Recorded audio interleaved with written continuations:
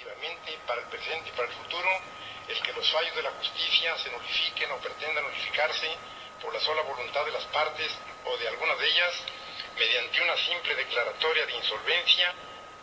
Y en esta situación de suyo delicada, el poder público se vería asediado por los intereses sociales de la nación, que sería la más afectada, pues una producción insuficiente de combustibles para las diversas actividades del país, entre las cuales se encuentran algunas tan importantes como la de transportes, o una producción nula o simplemente encarecida por las dificultades, tendría que ocasionar en breve tiempo una situación de crisis incompatible no solo con nuestro progreso, sino con la paz misma de la nación. Paralizarían la vida bancaria, la vida comercial en muchísimos de sus principales aspectos. Las obras públicas que son de interés general serían poco menos que imposibles y la existencia del propio gobierno se pondría en grave peligro, pues perdido el poder económico por parte del Estado, se perdería asimismo el poder político, produciéndose el caos. Es el interés social de la clase laborante en todas las industrias del país el que lo exige. Es el interés público de los mexicanos y aún de los extranjeros que viven en la República y que necesitan de la paz y la dinámica de los combustibles para el trabajo. Es la misma soberanía de la nación que quedaría expuesta a simples maniobras del capital extranjero, que olvidando que previamente se ha constituido en empresas mexicanas, bajo leyes mexicanas, pretende eludir los mandatos y las obligaciones que le imponen autoridades del propio país. Se ha dicho hasta el cansancio que la industria petrolera ha traído al país cuantiosos capitales para su fomento y desarrollo. Esta afirmación es exagerada. Las compañías petroleras han gozado durante muchos años, los más de su existencia, de grandes privilegios para su desarrollo y expansión, de franquicias aduanales, de exenciones fiscales y de prerrogativas innumerables, y cuyos factores de privilegio, unidos a la prodigiosa potencialidad de los mantos petrolíferos que la nación les concesionó, muchas veces contra su voluntad y contra el derecho público, significan casi la totalidad del verdadero capital de que se habla. Riqueza potencial de la nación, trabajo nativo pagado con exiguos salarios, exención de impuestos, privilegios económicos y tolerancia gubernamental son los factores del auge de la industria del petróleo en México. Pero para el progreso del país, para encontrar el equilibrio mediante una justa compensación del trabajo, para el fomento de la higiene en donde ellas mismas operan, o para salvar de la destrucción las cuantiosas riquezas que significan los gases naturales que están unidos con el petróleo en la naturaleza, no hay dinero, ni posibilidades económicas, ni voluntad para extraerlo del volumen mismo de sus ganancias. Es por lo tanto ineludible, como lógica consecuencia de este breve análisis, dictar una medida definitiva y legal para acabar con este estado de cosas permanente en que el país se debate, sintiendo frenado su progreso industrial por quienes tienen en sus manos el poder de todos los obstáculos y la fuerza dinámica de toda actividad, usando de ella no con miras altas y nobles, sino abusando frecuentemente de ese poderío económico hasta el grado de poner en riesgo la vida misma de la nación, que busque elevar a su pueblo mediante sus propias leyes, aprovechando sus propios recursos y dirigiendo libremente sus destinos. Planteada así la única solución que tiene este problema, pido a la nación entera un respaldo moral y material suficientes para llevar a cabo una resolución tan justificada, tan trascendente y tan indispensable. El gobierno ha tomado ya las medidas convenientes para que no disminuyan las actividades constructivas que se realizan en toda la República, y para ello solo pido al pueblo confianza plena y respaldo absoluto en las disposiciones que el propio gobierno tuviera que dictar. Es preciso que todos los sectores de la nación se revistan de un franco optimismo y que cada uno de los ciudadanos, ya en sus trabajos agrícolas, industriales, comerciales, de transportes, etc.,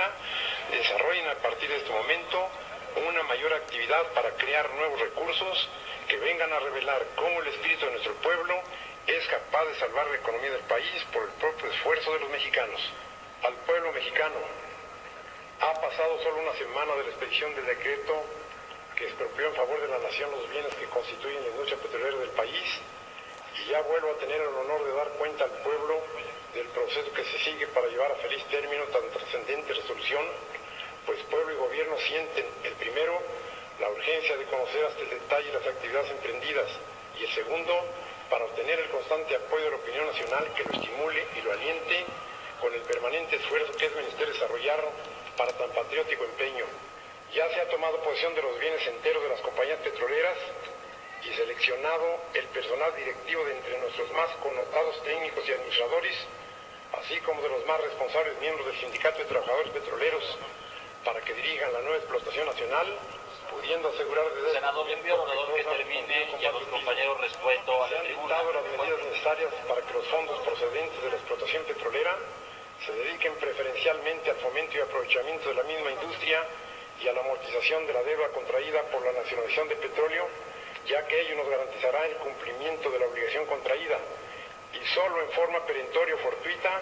podrá gravitarse la solvencia del compromiso sobre los recursos ordinarios del pueblo y para cuyo efecto se ha aceptado la oferta popular de contribuir con los fondos individuales de los ciudadanos a reforzar la solvencia de la nación para que quede asegurado el éxito. Por fortuna, el pueblo de México comprendió inmediatamente los efectos saludables de la resolución del gobierno y externó su opinión en una forma plebiscitaria y entusiasta que no tiene precedentes en México. Las grandes manifestaciones de los estudiantes universitarios, de los obreros,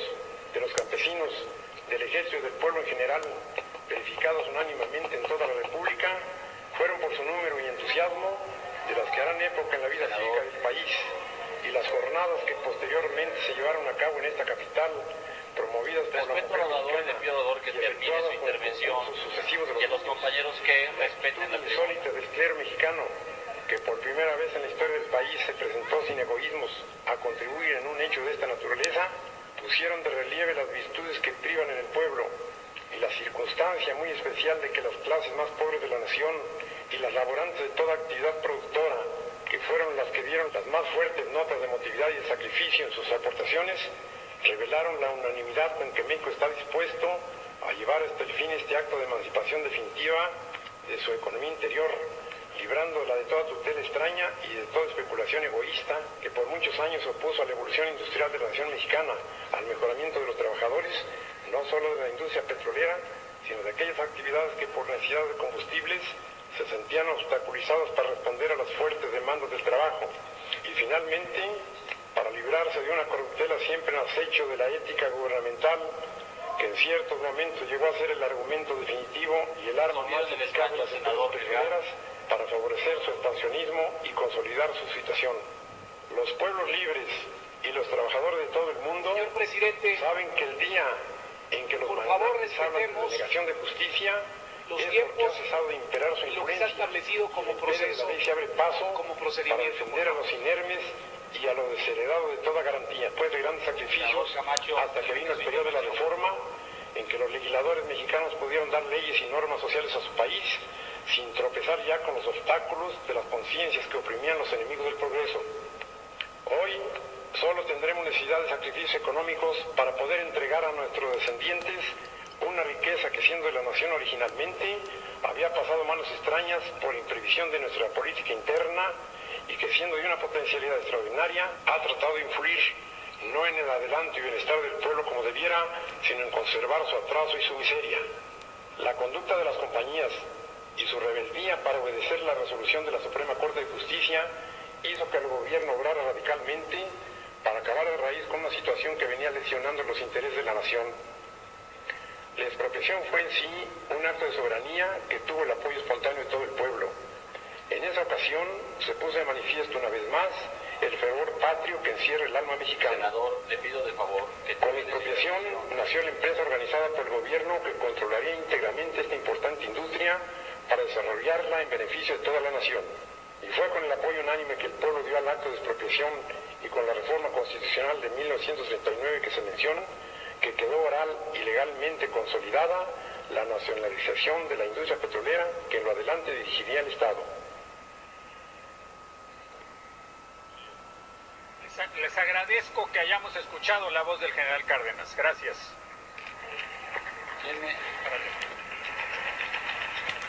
Tiene el uso de la tribuna el senador Fidel de Médicis Hidalgo. Por favor, respeten la tribuna.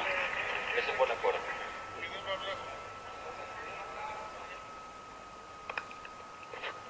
Senador de Médicis.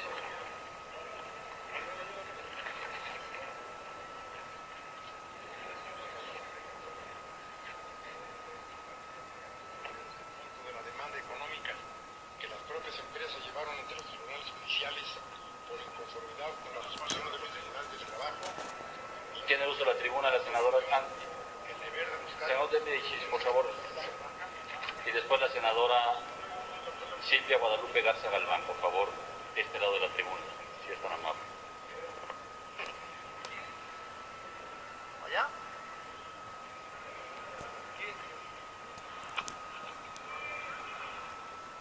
Su venia, compañero presidente, compañeros senadores, compañeras senadoras,